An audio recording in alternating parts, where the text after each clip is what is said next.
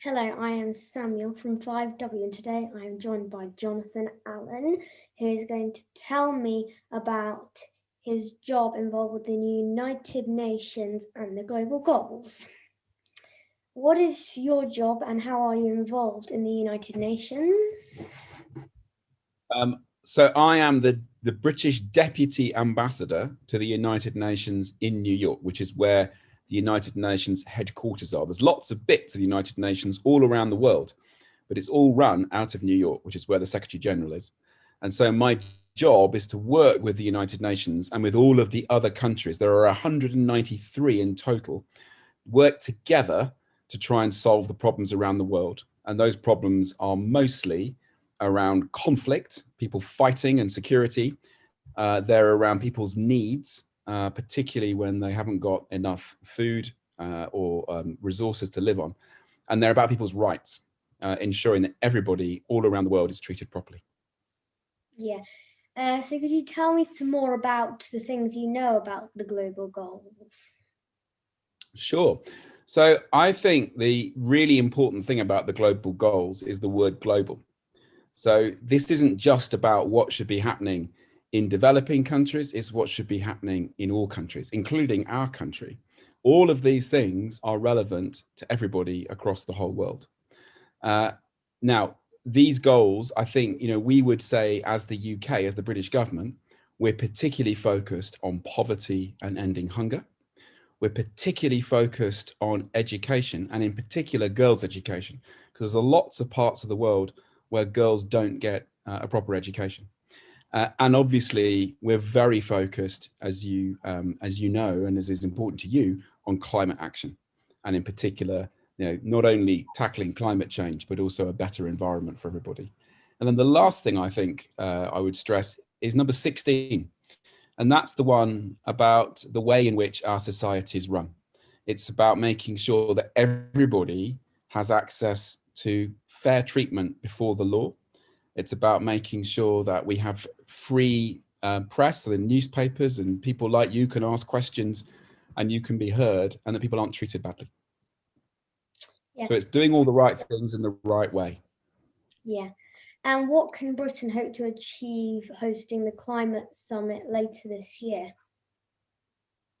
So we're very ambitious about that, and we're ambitious about it because you have to be, because the what's happening in the climate, the pace of climate change, it's so fast, and we're getting rapidly to a point we call the tipping point, where if we don't take action, it'll be too late. So the big thing that needs to happen is at this summit meeting later this year in Glasgow, all of the countries have to come together, and all of the countries responsible for the most emissions have got to find a way to come together and agree together that they're going to reduce those emissions drastically. And the reason you need to do it all together is that for some countries, they'll say, well, why should I do it if that country over there isn't going to do it? So that's why it has to be done at the same time. But that also makes it really challenging, because you've got to get 193 people to agree together. So I think and hope that we will end up moving a long way down the track to a net zero target that is understood and accepted around the world. But there's a long way to go, and a lot of countries still aren't ready. Yeah. And how do we find the money to fund the goals when you say there is a $2.5 trillion shortage? So I think you have to look at different funding sources. As I said before, this is all global, right? So it applies in the UK, it applies in Oxfordshire as much as it applies anywhere else around the world. So the first thing is, where can you get local resources? And some of these goals don't necessarily require big changes of resource. They can require us to do things differently. Might be actually you could even save money over the long run by doing something differently, like on the climate agenda. Rather than, you spend now but you save later. So it's about understanding where money can come from locally and in countries. Then I think there is a real question about what we can do to help others, and in particular, the UK has always, as I said before, worked hard on poverty, on making sure people don't go hungry, particularly in conflict zones, and on the girls' education side. And we put a lot of money on climate change, because the countries who suffer the worst have done the least to cause it. So how can we help some of these small island states, for example, deal with rising waters?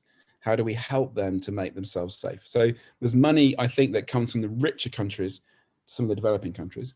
And then the third place where I think is the private sector.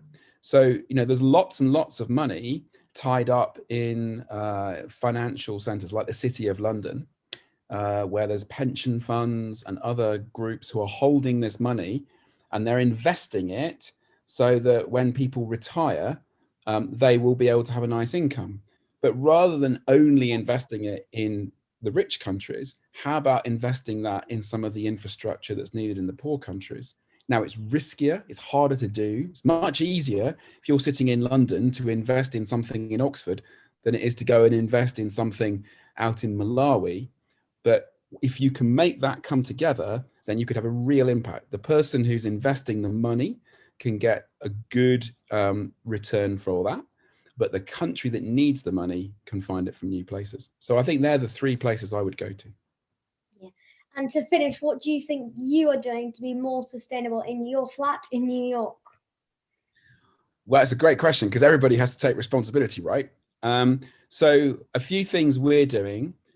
Firstly, we've done a total ban because I have a lot of events. A lot of people come to my apartment for official purposes, for receptions, to parties, meetings, whatever it might be, lunches, dinners. We have a rule about there being no single-use plastic, and we do a lot of things with our suppliers to make sure that they don't have excess emissions in their supply chain. So making sure that the people who give us things that we buy things from have really good policies about their sustainable impact. Another thing we are going to be doing is upgrading all of the heating and the air conditioning and the windows over the next couple of years so that they are much more climate efficient, so that they don't let heat out or cold in, and so we can use less energy. And the third thing we do is we have twinned our toilet. And I don't know if you've done this or not, Samuel, but toilet twinning is a brilliant thing you can do. I think it's toilettwinning.org or something like that. It's a UK charity, and you give a donation, and with your donation, you build a toilet somewhere in the world where there is not access to hygienic facilities like that.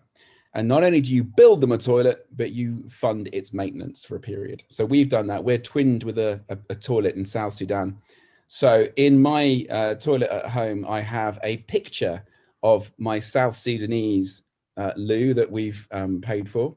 I don't know if they have a picture of my loo in South Sudan, but I'm really glad that we've been able to provide some help, and I hope more and more people do that sort of thing. Yeah. Thank you very much. We have learnt lots on behalf of the Dragon.